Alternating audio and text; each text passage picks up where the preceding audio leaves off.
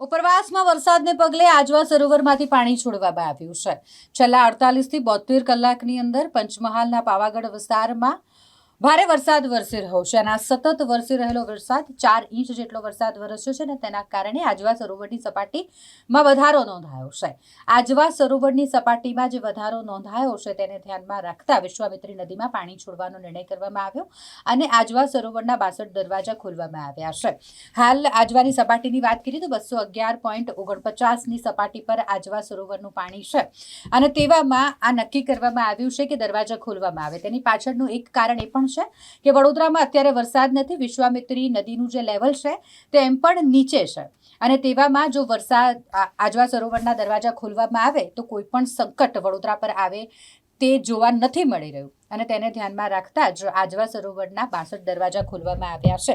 હાલ વિશ્વામિત્રી નદીની જળ સપાટીની વાત કરીએ તો 10 ફીટની જળ સપાટી વિશ્વામિત્રી નદીની છે અને આજવા સરોવરના દરવાજા ખોલવામાં આવે તો તે લગભગ 14 ફૂટ સુધી પહોંચે અને તો પણ તકલીફ પડે તેવી પરિસ્થિતિ નથી અને માટે આજવા સરોવરના દરવાજા ખોલવાનો નિર્ણય લેવામાં આવ્યો છે। આ વિશે વધુ માહિતી સ્ટેન્ડિંગ કમિટીના ચેરમેન ડોક્ટર શીતલ મિસ્ત્રીએ આપી છે।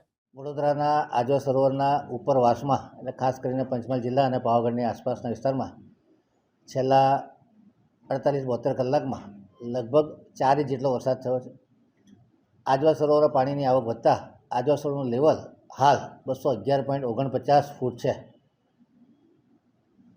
આજવાની સપાટી ઘટાડવા માટે કે જેથી કરીને બફર કેપેસિટી ઊભી કરી શકાય અને જ્યારે ઓરેન્જ એલર્ટ હોય કે રેડ એલર્ટ હોય તો તે વધુ પાણી સંગ્રહ કરી શકાય એ માટે વડોદરા કોર્પોરેશન દ્વારા 2 પ્રકારના આયોજનો છે। એક તો ટૂંકા ગાળાના આયોજન તરીકે આજવા સરોવરમાં 14 જેટલા 1200 ઘન મીટર પ્રતિ કલાકના 75 કેવીના હોરિઝોન્ટલ સબમર્સિબલ સેન્ટ્રીફ્યુગલ પંપ મૂકેલા છે। એ પંપ પણ ચાલુ કરવામાં આવ્યા હતા જેનાથી રોજનું 405 MLD જેટલું પાણી સુરત નદીમાં ઠાલવામાં આવતું હતું। પરંતુ ઉપરવાસમાં વધુ વરસાદ થવાથી આજવાની સપાટી મેં કીધું એમ 211.49 ફૂટ થતાં મોટી માત્રામાં પાણી છોડી શકાય એ માટે આજવાના 62 દરવાજા ખોલી અને લગભગ 1000 ક્યુસેક જેટલું પાણી છોડવામાં આવી રહ્યું છે। 1000 ક્યુસેક એટલે કે લગભગ 28,000 લીટર પ્રતિ સેકન્ડ પાણી સુરત નદીમાં વહી રહ્યું છે। આનાથી અત્યારે વિશ્વામિત્રીની સપાટી 10 ફૂટથી નીચે છે તો બહુ માઇનર વિશ્વામિત્રીની સપાટીમાં ફરક પડી શકે। જ્યાં સુધી 14 ફૂટની વિશ્વામિત્રીની સપાટી ન થાય અને આજવાનું લેવલ જો 211ની ઉપર રહેતું હોય તો દરવાજા ખોલીને પાણી સુરત નદીમાં વહેવડાવવામાં આવશે અને ટેમ્પરરી આ જે 14 પંપો છે એને બંધ કરી દેવામાં આવશે કારણ કે 14 પંપોની કેપેસિટી ઘણી ઓછી જેની સામે દરવાજાની કેપેસિટી ઘણી વધારે છે એટલે ઇલેક્ટ્રિસિટીની બચત પણ થાય। જ્યારે 211 ફૂટ જેટલી સપાટી થશે ત્યારે પાછા ફરી પંપ ચાલુ કરી અને મેં કીધું એમ કે 405 MLD જેટલું પાણી રોજ છોડવામાં આવશે। ટાર્ગેટ છે 30 દિવસ સુધી જો પંપો ચાલુ રાખવામાં આવે તો 430 MCFT અને રોજનું 405 MLD 30 દિવસ સુધીમાં 12160 MLD પાણી છોડી શકાય।